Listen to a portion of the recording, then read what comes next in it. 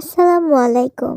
আপনারা সবাই কেমন আছেন? আশা করি সবাই ভালো আছেন। আমি আল্লাহর রহমতে ভালো আছি। 3 দিন আগে দারাজ থেকে লায়নলিজের জন্য ক্যাট ফুড অর্ডার দিয়েছিলাম। তো আমি দেখাচ্ছি আপনাদের আমি কোন কোন ক্যাট ফুডগুলো অর্ডার দিয়েছি আর তারা আমাকে কোন কোন প্রোডাক্টগুলো দিয়েছে। আমি তাদেরকে Maxi Persian cat food 3 KG এটা অর্ডার দিয়েছিলাম।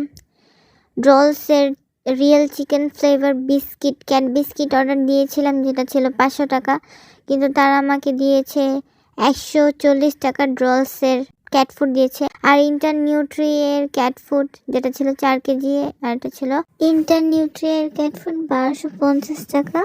আমি এইটা অর্ডার দিয়েছিলাম আর তারা আমাকে এটা দিয়েছে। তাদের কাছে যদি একটা প্রোডাক্ট না থাকে তাহলে তারা বলতে পারে যে আমাদের কাছে এটা স্টক নেই, আপনি অন্য প্রোডাক্ট আমাদের কাছ থেকে নেন, কিন্তু তারা এইটা তো বলেই না যে তাদের কাছে আছে কি না।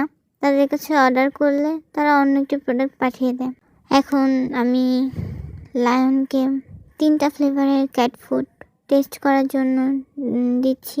ফার্স্টে ওইটা হচ্ছে ট্রেড লাইনের real chicken flavour cat food অ্যাডাল্টটা, আর এখন ড্রলসের ফুডটা দিব। ড্রলসের ক্যাট ফুডটা হচ্ছে একটু ছোট ছোট, আর ট্রেড লাইনের ক্যাট ফুডগুলো বড়, এগুলো হচ্ছে অ্যাডাল্টের জন্য পারফেক্ট। আর ড্রলসের ক্যাট ফুডগুলো কিটেন যারা কিটেন বাচ্চাগুলো খেতে পারবে। আর আমি ক্যাট ফুড দেওয়ার পর একটা ক্লিপ দিয়ে ক্যাট ফুডের প্যাকেটটা ফিল আপ করে দেব।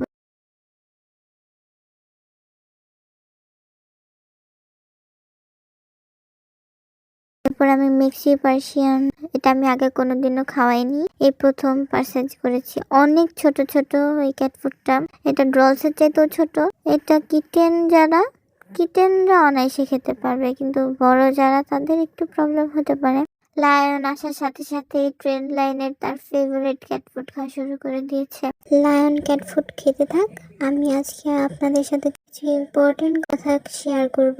যারা নতুন বিড়াল পুষতে চান, যেসব বিষয়ে জানা জরুরি তা আমি শেয়ার করব। আমরা শখের বশে অনেকেই বিড়াল পুষি, খুব আদরের স্বভাবের এবং খুব তাড়াতাড়ি পোষ মানে বলে পোষা প্রাণীর মধ্যে বিড়াল আমাদের প্রথম পছন্দ। তাকে অবশ্যই পরিবারের একজন সদস্য ভেবে আদর যত্নে রাখা উচিত। মনে রাখবেন, পোষা বিড়াল ধীরে ধীরে আপনার উপর পুরোপুরি নির্ভরশীল হয়ে যাবে।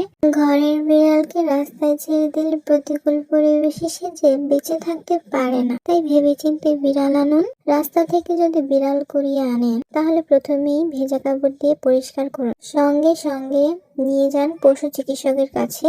তার পরামর্শ অনুযায়ী কৃমির ওষুধ দিন। শিশুকে যা খাওয়াতে হয় তাই খাওয়াতে পারেন। প্রথম মাসে দিতে পারেন যে কোনো শিশু খাদ্য।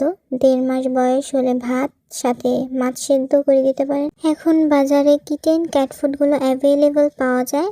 পেস্ট আর শুকনা খাবার দুটোই পাওয়া যায়, দুটোই দিতে পারেন। দিনে 3-4 বার খাওয়াতে পারেন। বিড়ালরা মলমূত্র ত্যাগ করে মাটি বা বালি চাপা দেয়। যদি আপনি ফ্ল্যাটের বাসিন্দা হন তাহলে বাজারে অ্যাভেলেবল ক্যাট লিটার পাওয়া যায়, বা কাঠের গুঁড়ো বা স্যান্ড পাওয়া যায়, সেগুলো আপনি কিনে বাসায় একটি বলের মধ্যে রেখে দিতে পারেন। তাহলে বিড়ালের মলমূত্র ত্যাগের জন্য সুবিধা হবে। বিড়াল খেলতে অনেক ভালোবাসে, তাই তাকে পর্যাপ্ত খেলাধুলা করার ব্যবস্থা করে দিতে হবে। নতুন স্থানে এসে বিড়ালের সেই পরিবেশে নিজেকে মানিয়ে নিতে একটু সময় লাগে। রাতে জেগে থাকা, না খেয়ে থাকা, না ঘুমানো, কান্নাকাটি করা, বাইরে চলে যেতে চাওয়া ইত্যাদি বিভিন্ন সমস্যা দেখা দেয়। আবার অনেক বিড়ালের মধ্য থেকে আসলে সে একাকিত্ব অনুভব করে, কিন্তু 10-15 দিনের মধ্যে সে নিজেকে নতুন পরিবেশের সাথে মানিয়ে নেয়। তাই ধৈর্য ধরুন, এই বিড়ালটি কিছুদিনের মধ্যে আপনার প্রকৃত বন্ধু হয়ে উঠবে। ওদেরকে স্ন্যাক্স হিসেবে ক্যাট ফুডটা দিই। ওদেরকে 3 বেলা দিই না, ওদেরকে শুধু সকালে ওরা যখন ব্রেকফাস্ট করে ব্রেকফাস্টের পরে অল্প একটু দিই, আর বিকালের নাস্তায় অল্প একটু দিই। আর আমি ভিডিও করার জন্য এটা সকালের নাস্তার পরে আমি ওকে খাওয়াচ্ছিলাম। ক্যাট ফুড খাওয়ানোর পরে অবশ্যই আপনি আপনার বিড়ালকে পানি দেবেন। একটি বোলে করে পানি দিয়ে রাখবেন।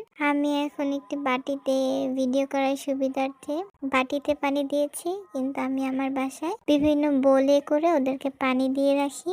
ওই বোলের পানি ওরা খায়। লায়নের খাওয়া শেষে ও এখন একটু বিশ্রাম নিবে। এখন ও ঘুমিয়ে যাবে, ও ঘুমাতে থাক।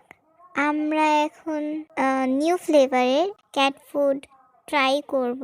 নিউ ফ্লেভার বলতে আমি এর আগে কখনো এই ক্যাট ফুডটি ওদেরকে খাওয়াইনি।